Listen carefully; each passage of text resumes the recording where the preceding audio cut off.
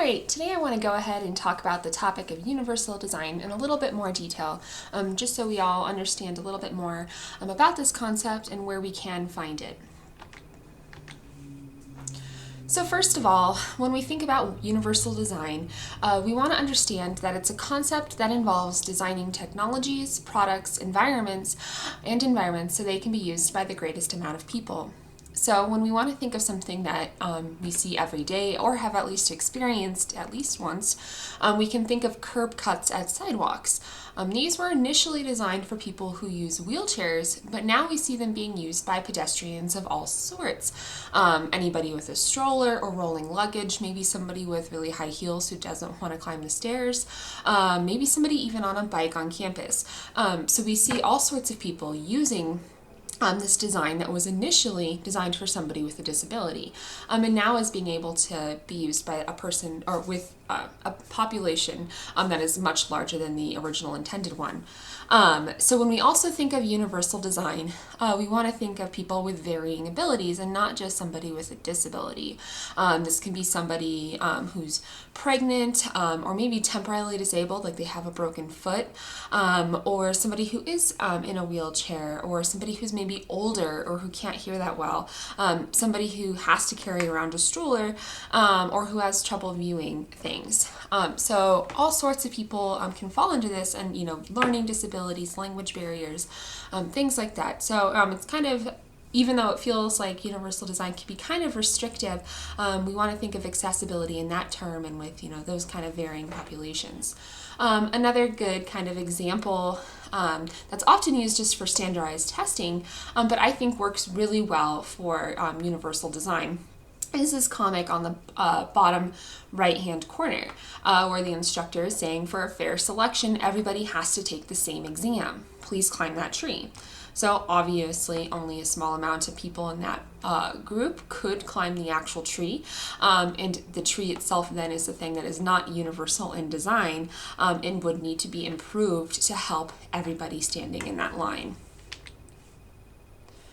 So luckily for us and for this assignment, 7 principles of universal design have kind of been created to help us navigate design and thinking through things, and what could be the most helpful. So we have 7 principles, and I'll walk through each one. And on this right-hand side, we have a photo that really commonly comes up every time you Google or search principles of universal design, and you can kind of see these as examples as well. So the very first principle is being equitable.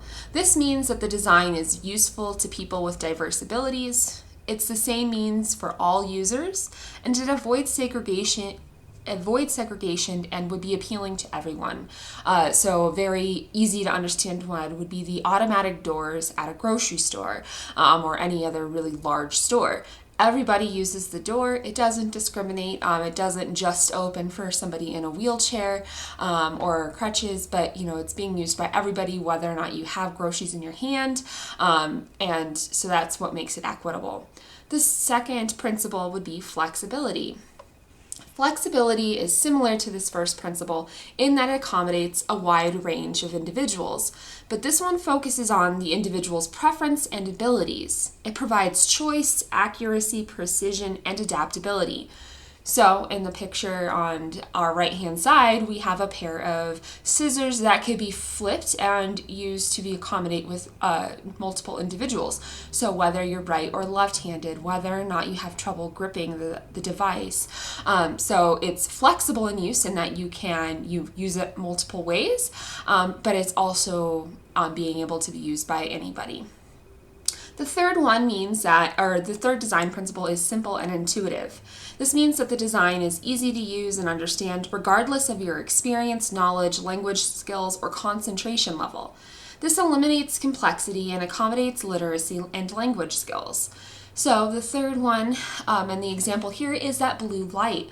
In this case, it's being used by a child, They're usually designed so anybody could use them, even if they can't read or if they don't speak the language. So if they're in a foreign country, they're bright blue. It's usually a big red button with, some sort of universal symbol or very low language level thing, pretty much encouraging somebody to press that button if they see something. It's almost like an intuitive thing that you would think of. The fourth principle is having perceptible information. This means that the design communicates information to the user regardless of environmental conditions or the user's sensory abilities. It uses multiple modes to communicate, such as visual, verbal, tactile, etc. And it also maximizes legibility and compatibility. So in this example provided on the photo, it's one of a cell phone. They're still used. This is a much older model, but our modern ones as well have the same thing, where we have information that is shown to us in multiple ways. So maybe it's speaking to us, maybe there's a little bit of braille on there so you can touch and feel the buttons, or maybe we can see things. Maybe it has a larger, screen or font or something like that. The fifth principle is tolerance for error. This means that the design minimizes hazards and the dangerous consequences of accidents or unintended actions. It provides warnings for hazards and fail-safes. So the example here is a nail gun. So while we may think that it's just a general tool, it has been designed with this universal design in mind, where anybody using it who maybe doesn't know how to use it could, and they wouldn't be injured. So maybe a safety feature where if you drop it, the nail gun wouldn't shoot out at you. The sixth one is low physical effort. This means the design can be used efficiently and comfortably and with minimum fatigue. This allows the user to maintain a neutral position and minimizes repetitive actions and sustained physical effort. So this example here is the doorknob, where you don't have to squeeze and turn, but rather, tap and push, or sometimes even if you just push down on the doorknob, the door can open as well, depending on the design. And the last one is size and space. Size and space means that there's an appropriate size and space that's provided for approach, reach, manipulation, and use, regardless of the user's body size, posture, or mobility. So we see this example here in a subway turnway. So having it be available for anybody to walk through. It's wide enough that a wheelchair or maybe a larger person can fit through, somebody carrying luggage. And it's also not discriminating. It kind of fits everybody, and the approach is the same all around. So if we want to see universal design in action, if you're kind of still struggling with the concept, I have a few different examples. I will provide the links to these videos so you can take a look at them, just so they don't play too long. But there are videos from the Access City Awards, both of which are very short. They're about a minute or two in length, and you can see other ones as well if you just simply search Access City Awards and then the year, and you'll see different clips of the nominees and winners, and you can kind of see what these different countries in Europe have done to make things in their city more universal in design. Another one that we can think of is universal symbols. Universal symbols obviously are the same all around, and this is used to minimize confusion, especially for people who are traveling or in a large city and things could be overwhelming. Somebody who maybe has limited cognitive abilities, or maybe is older, can't read something that well. So we have all of these symbols that are, the same all around. An airplane probably means there's an airport nearby. If we have this, we know there's a drinking fountain or hospital, maybe some sort of parking. So symbols that are familiar to everybody. And the third thing is a private and public partnership in Spain going on. It's called Zero Project. And on their site, you can see the different things that Spain is currently doing to make things more universal in design for all of their for their entire community. And then they also have some great definitions and some other examples of universal design in action across the globe.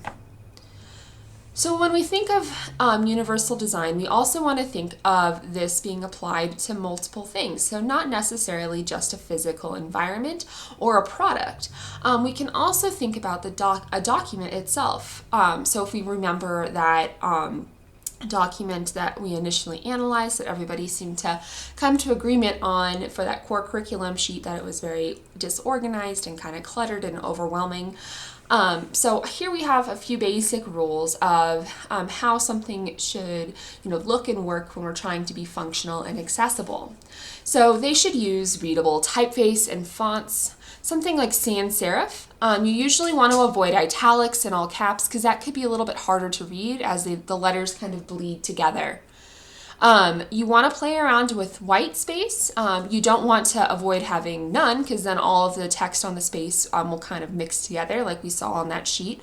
And you want to have some just so you can break up some of that text, but not too much where somebody would be kind of lost or where it looks not as appropriate. You also want to use headings and subheadings, lists and bullets, images, diagrams, and tables, all things that can kind of help break down information in new and reasonable ways.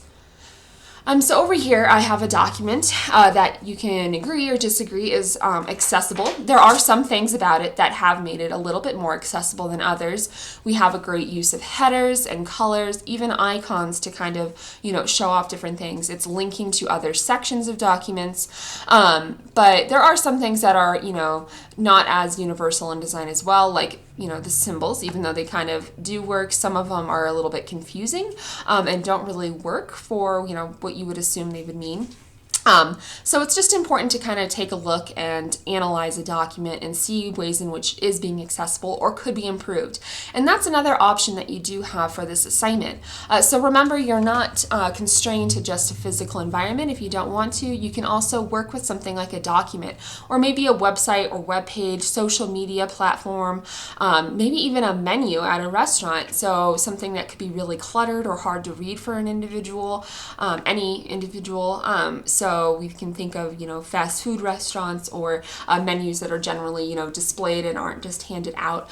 You can think of food allergies, things like that. So the big thing when we're thinking of accessibility and being universal in design are some of those concepts that we've talked about, and not just accessibility, like where it is just available to everyone. It's slightly different. So I hope this clarifies some things for everyone. If there's still some confusion, please feel free to post to the Writers Lounge or email me directly, and I'd love to clarify anything that needs to be for this project. All right, have a great day.